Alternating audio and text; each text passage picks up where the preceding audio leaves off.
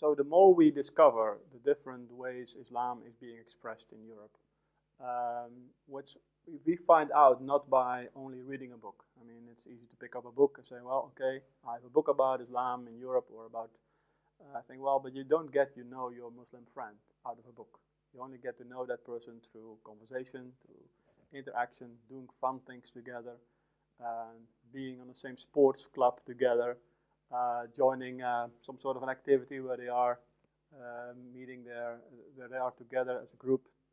So interacting, finding ways to, on a normal daily level, relate to people. And the more we're beginning to do so, we find that our daily life becomes part of our testimony. It's evangelism, often I say, is not something you do, it's someone you are.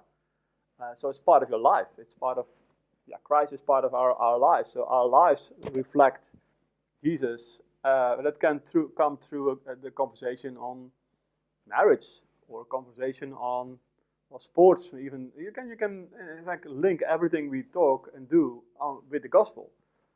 Instead of saying, wait a minute, now I'm going to stop talking about what we're talking about, your hobbies or whatever, and I'm going to talk about Jesus now. So they say, wait a minute, I can bring Jesus into the whole thing. Because if God is relevant, and we know He is, He's relevant to all aspects of our lives. And to make Him relevant that means we are more open as Christians to link everything we do or not do, say or not say, to the gospel. Why are we doing this? Because Jesus asked us to do. Why are we doing this? We want to obey God. And it makes, for me, it makes evangelism just it's a fun thing to do. It's just part of who I am, a part of what I do. And I don't have to try to live in two worlds. It's one world where I can talk about a tax issue with Muslims or about, I don't know, anything in daily life, and then suddenly bring God into the whole thing without actually changing the subject. That takes a little bit of exercise, I think, for Christians sometimes. We are not used to that kind of but for Muslims it's very common, very normal often to talk about God. It's like talking about the weather or talking about the kind of car you drive. So it's often put us to shame. And we need to learn to engage. So we relax. And anything in our lives can actually become part of our gospel message. And so my desire, my prayer for Christians in Europe is that every Christian in Europe has at least one Muslim friend.